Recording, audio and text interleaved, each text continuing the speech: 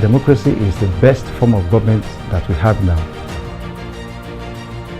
CSOs are able to help hold the government to account. Inclusion is critical. Getting persons with disability to be aware of their right to vote and to be voted for. We had a much more credible coverage of the 2019 elections.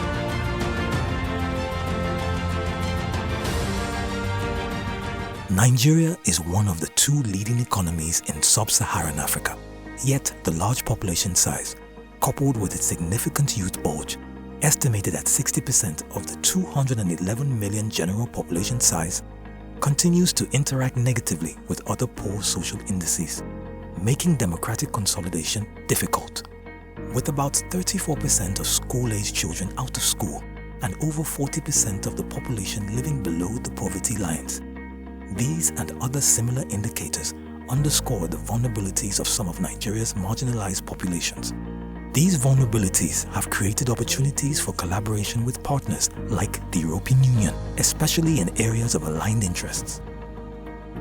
I think the search for democracy is a universal one, and I think that every effort to support the development of democracy, development of human existence is key, and the European Union's intervention in Nigeria, which goes actually beyond Nigeria across several countries in the world, is part of the search for development of the human race. And I think that the contributions have been tremendous and made significant impact in the development and consolidation of Nigeria's democracy.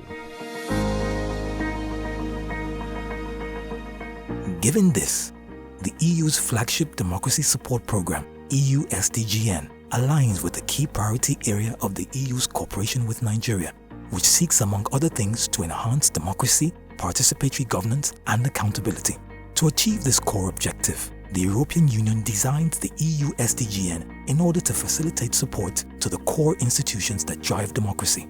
A key factor underpinning this intervention is local ownership, a strong belief that to be successful, the program must be locally initiated, led, and driven.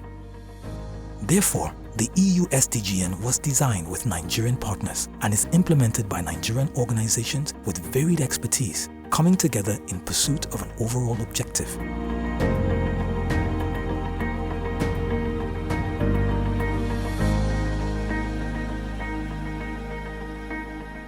Support given by the European Union, the electoral process, of which INEC has been the greatest beneficiary, has helped to improve the way we do things at the Commission. Since 1999, elections have become more and more credible, and this has been possible because of the oversight by friendly nations, by friendly alliances like the European Union, that have encouraged us to adopt best practices, and have also supported us where we are weak to ensure that these things are sustained. The EU has proved itself to be a worthy development partner in terms of supporting democratic governance in Nigeria. Support to the electoral process is just one component of this support. It's been going on since the return to democratic governance in 1999 up to date. We supported the Independent National Electoral Commission and State Independent Electoral Commissions, which was targeted at, of course, first of all, strengthening the electoral administration through operations and logistics arrangements of the Commission. We also supported aspects of political party management and oversight as is constitutionally mandated for the INEC Nigeria. We had a dedicated component to the State Independent Electoral Commissions of Nigeria, CX, where we provided targeted interventions, modeled specifically to ensure that the decentralization of election management in Nigeria is strengthened through that particular output. The EU-SDGN supports the National Assembly in the discharge of its legislative functions in compliance with democratic principles and standards. One impact that we celebrate so much is our support to the National Assembly, and specifically some committees in National Assembly. And one of them is the Constituency Outreach Committee. Through EU-SDGN, we supported that committee, and that support actually led to the formulation and the development of a constituency outreach manual. Today in the National Assembly, you have an active constituency outreach committee that holds National Assembly members to account on how they are engaging with their constituents. To implement activities of the EU-SDGN Phase 1 in terms of support to the National Assembly and electoral reforms. So for instance, by developing a legislative guidance tool on effective oversight of inclusivity, on having roundtables between INEC and electoral stakeholders on inclusivity issues, on strengthening the capacity of national and female stakeholders by carrying out an internship program at the National Assembly since 2018, and by supporting the Senate Committee on Ethics, Privileges and Public Petitions and the House Committee on Public Petitions. To ensure pluralism, tolerance, and a smooth internal democracy, the program works to support political parties.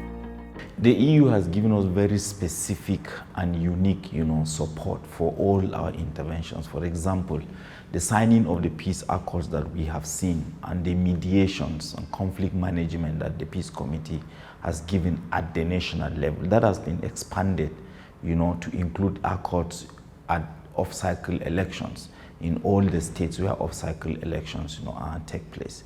And we can see that from the 2015 general elections, when everyone has predicted that Nigeria was going to completely disintegrate. We coordinated what we call a nationwide security threat assessment, where we were able to identify key risk factors ahead of the elections.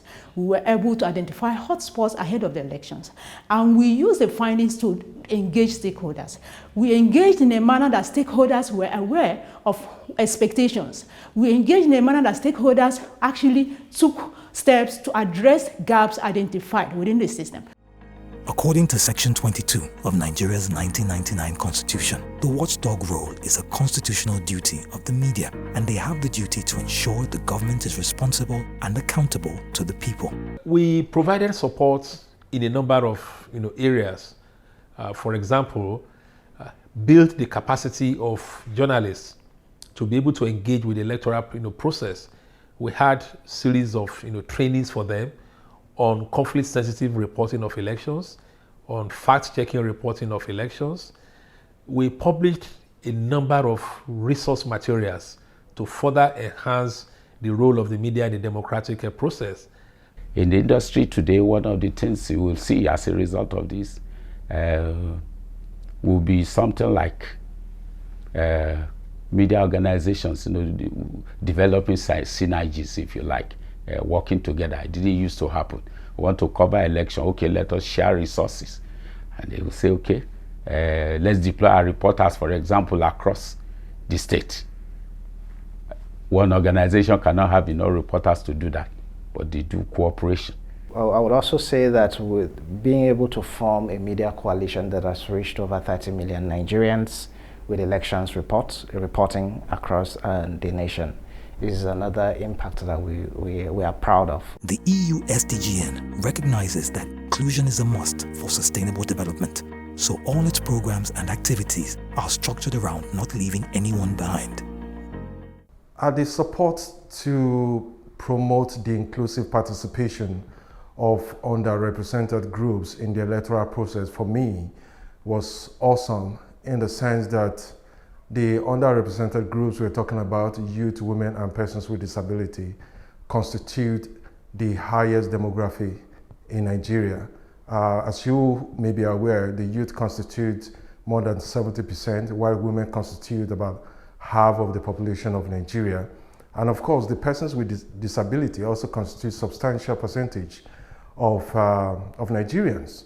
The support has brought with it significant impact on the strategic position of the organization in the governance sector of Nigeria. First, because of the idea of the Gender and Election Watch Room that materialized through the support we received. Our focus in EU-SDGN project is aimed at mobilizing, data that will support people with disabilities participation in the electoral process. It may interest you to know that over the years, we have been pushing for, access to polling units in this country. I would say supporting INEC and influencing disability inclusion in the electoral process. I would also say that the advocacy to get the president to sign the Disability Act in 2018.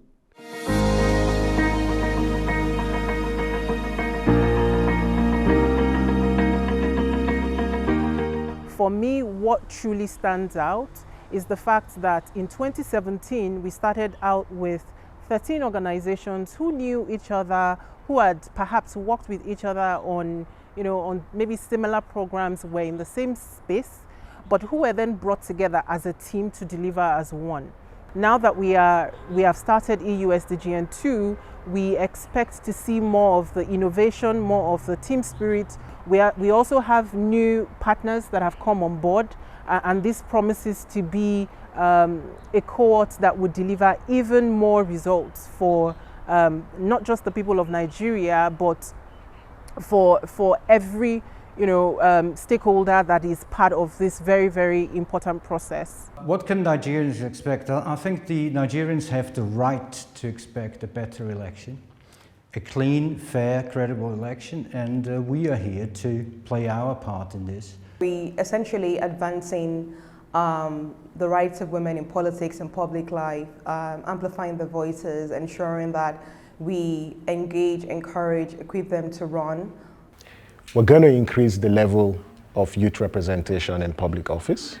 We're going to create more platforms for citizens to interact with their legislators. I want to see that the minimum of 100 persons are elected in 2023 who are persons with disability. We are going to create more channels of participation, for journalists. We have nowhere to go except to work together to build Nigeria, and that is what we are committed to do.